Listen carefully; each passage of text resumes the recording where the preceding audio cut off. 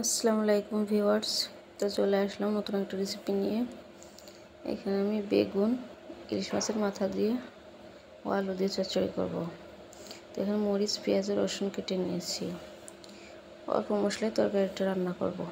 তো বেগুন আর আলুগুলো এভাবে কেটে নিয়েছি। এখানে কাটা পেঁয়াজ, রসুন ও মরিচ দিয়ে দিলাম। এখন হলুদ, লবণ ও জিরা দিয়ে দিচ্ছি। এখন ভালো করে হাত মাখিয়ে নেব। এই রান্নাটা আমি মাখাই করব। তো বেশি করে মাখালে রান্নাটা অনেক ভালো লাগবে। এখন দিয়ে দিচ্ছি তেল। একেবারে কম মশলায় তরকারিটা রান্না করা যায়, কিন্তু খেতে অনেক স্বাদ হয়।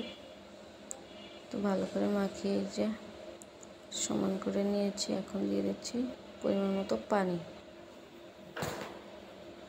তো পানি দিয়ে তরকারিটা চেপে চেপে চুলায় বসিয়ে দেব। তো ভিউয়ার্স, প্লিজ আমার চ্যানেলটা সাবস্ক্রাইব করবেন, আমাকে সাপোর্ট করবেন। তো যারা সাবস্ক্রাইব করেছেন তাদেরকে অসংখ্য অসংখ্য ধন্যবাদ। তো এখন চুলায় বসে দিয়েছি, যে ঢেকে দিয়েছিলাম, পলক উঠে গেছে।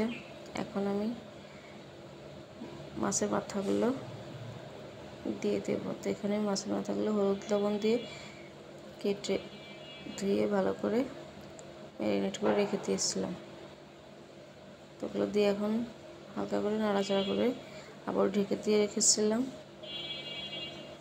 এই যে আবার পলক উঠে গেছে, তরকারিটা কালারটা বেশ সুন্দর হয়েছে।